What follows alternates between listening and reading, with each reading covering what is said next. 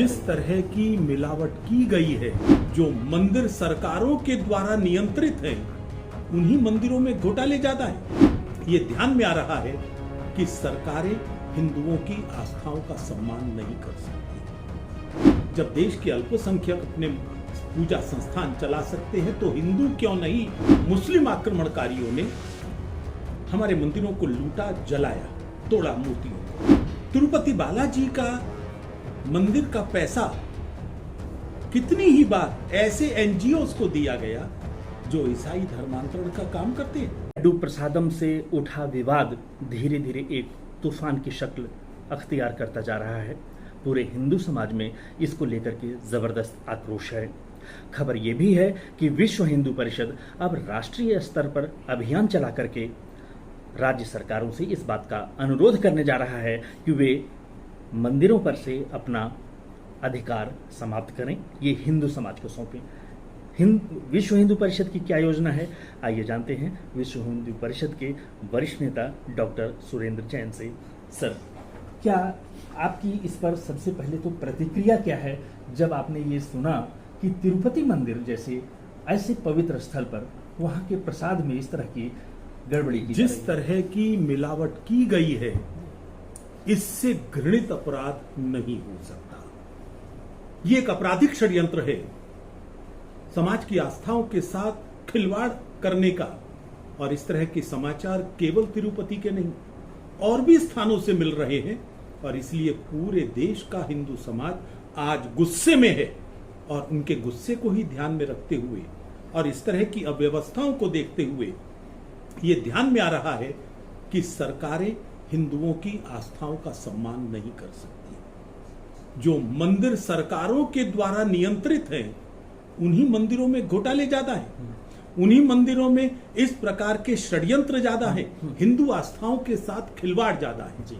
इसलिए पूज्य संतों ने कल तिरुपति में ही यह फैसला लिया कि हम मंदिरों का समाजीकरण चाहते हैं, सरकारीकरण नहीं। और इसी संकल्प के साथ कल हमने अभियान प्रारंभ कर दिया है। संपूर्ण देश के सभी राज्यों में धरने प्रदर्शन किए जाएंगे, राज्य सरकारों को ज्ञापन दिया जाएगा। अब बहुत हो गया है, मंदिरों पर से अपना कब्जा हटाइए और समाज को अपने मंदिर चलाने दीजिए।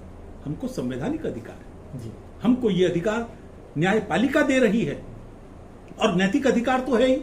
जब देश के अल्पसंख्यक अपने पूजा संस्थान चला सकते हैं, तो हिंदू क्यों नहीं? और अनुभव आया है कि जिन मंदिरों को समाज चलाता है वो ज्यादा प्रभावी हैं, ज्यादा व्यवस्थित हैं। और सरकार जो भी मंदिर चलाती है वहां घोटाले भी हैं, आस्थाओं के अपमान भी हैं, और उन संपत्तियों का चढ़ावे का दुरुपयोग भी है। इस तरह से अब तक होता आया है, अब कब से होता रहा होगा इस बात की कल्पना नहीं की जा सकती है। लेकिन इस तरह की घटनाएं हुई क्यों? ये गड़बड़ी कहां पर हुई? ऐसा है, मुस्लिम आक्रमणकारियों ने हमारे मंदिरों को लूटा, जलाया, तोड़ा मूर्तियों को। अंग्रेजों ने चतुराई से काम किया, उन्होंने अधिग्रहण किया, कब्जे में लिया और स्थायी लूट की व्यवस्था बना ली। दुर्भाग्य से आजादी के 77 साल के बाद भी देश के शासक उसी औपनिवेशिक गुलामी से ग्रस्त हैं। और लालच भी हो सकता है, पैसे का भी, घोटाले का भी, और अपने कुछ लोगों को राजनीतिक तौर पर रोजगार देने का भी। इसलिए ये सब इस कारण से चल रहा है, लेकिन अब नहीं चल पाएगा।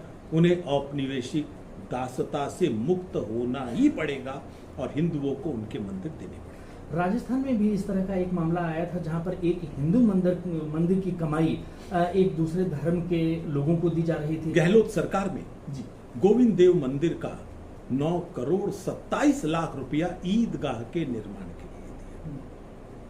तिरुपति बालाजी का मंदिर का पैसा कितनी ही बार ऐसे एनजीओस को दिया गया जो ईसाई धर्मांतरण का काम करते हैं, जो हिंदुओं की आस्थाओं के साथ खिलवाड़ करते हैं।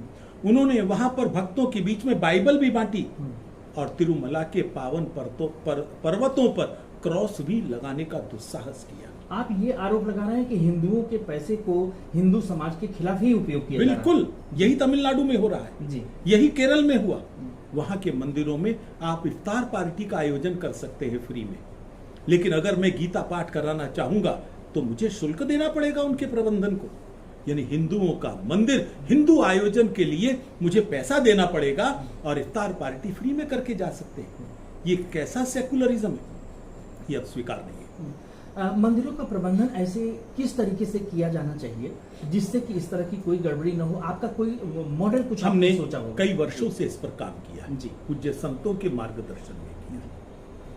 हर एक प्रदेश का एक धार्मिक परिषद बननी चाहिए।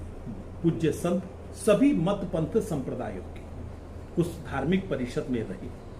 वहां के राज्यपाल भी रह सकते हैं और हर मंदिर के लिए एक अलग स्वतंत्र समिति रहे जिसमें वहां के भक्त, वहां के पुजारी, वहां के अन्य लोग ये भी रहे और वहां की परंपरा, वहां की आस्था, उसके अनुसार वो मंदिर का संचालन करे। ऐसी और भी व्यवस्थाओं पर विचार कर रहे हैं और हमने कुछ जगह इन व्यवस्थाओं को लागू भी किया है। राम मंदिर में एक मॉडल व्यवस्था है, सरकार के हाथ में नहीं है। वहां पर डीसी है सहायक की भूमिका में, वोटिंग राइट नहीं है। वोटिंग राइट केवल संतों के पास है, वही निर्णय लेते हैं।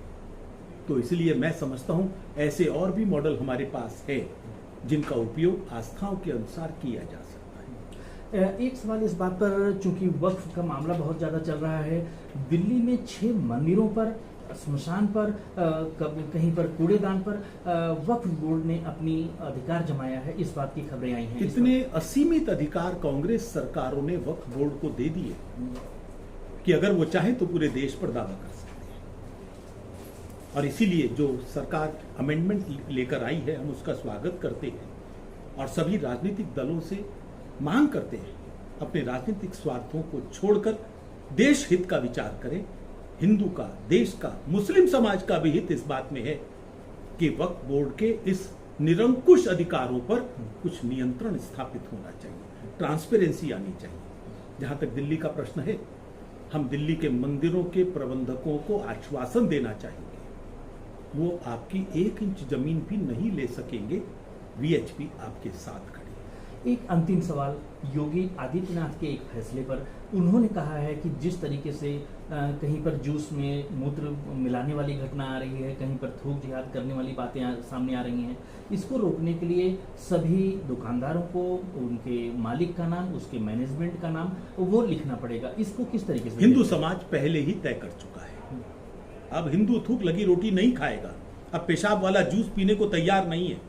अब उनके इस तरह की घृणा के विभिन्न प्रकारों को सहन करने को तैयार नहीं है। समाज ने एक्शन लेना शुरू कर दिया है, महापंचायतें होनी शुरू हो गई है।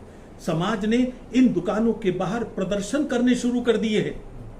योगी सरकार ने इन भावनाओं को समझा है और भावनाओं को समझकर वो भावनाएं और न भड़के, कानून व्यवस्था बनी रहे और भावनाएं भी सुरक्षित रहे, इसलिए वो कानून लेकर आए हैं।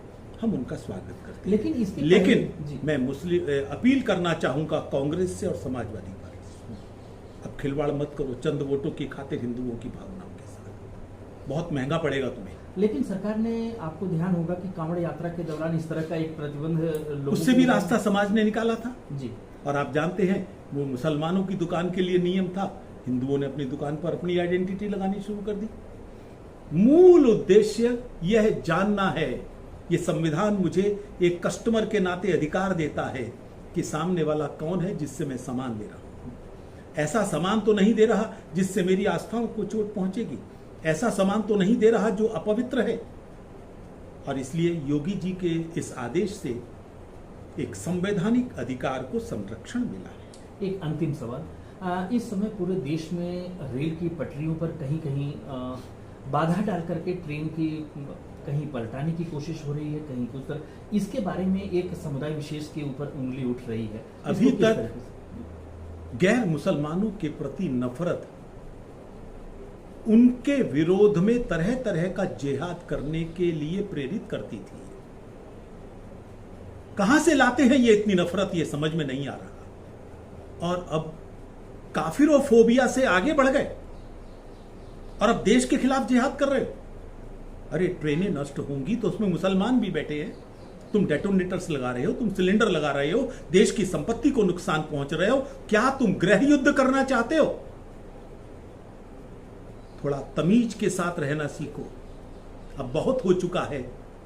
बाकी देशों में अपना हाल देख रहे हो ना, हिमाचल में भी देख रहे हो ना। कृपया हिंदू को मजबूर मत करो, अब बहुत हो चुका है। और इसलिए सरकारें अगर एक्शन लेती है तो कहते हो इस्लाम खतरे में है। अरे इस्लाम खतरे में नहीं है, इस्लाम से मानवता खतरे में है और हमें मानवता की रक्षा करनी है। कृपया इस तरह की बेहूदी बातों के लिए मैं मुस्लिम नेताओं से अपील करना चाहूंगा, ओवैसी जैसे लोगों से, इनको भड़काना बंद करो, वरना ये आग से अगर खेलोगे तुम भी बचोगे नहीं। ये विश्व हिंदू परिषद की अपील मुस्लिम समुदाय के नेताओं से कि उनको भी समाज को शांतिपूर्ण चलाने में अपना सहयोग देना चाहिए। लड्डू प्रसादम का विवाद आगे किस तरीके से आगे सामने आएगा। हिंदू मंदिरों पर वीएचपी की मांग है कि सरकार का नियंत्रण समाप्त होना चाहिए। अमित शर्मा, अमर उजाला, दिल्ली। अगर आप ये वीडियो YouTube पर देख रहे हैं तो हमारे चैनल को सब्सक्राइब करें और बेल आइकन को दबाना ना भूलें। अगर आप Facebook पर ये वीडियो देख रहे हैं तो हमारे पेज को लाइक करें।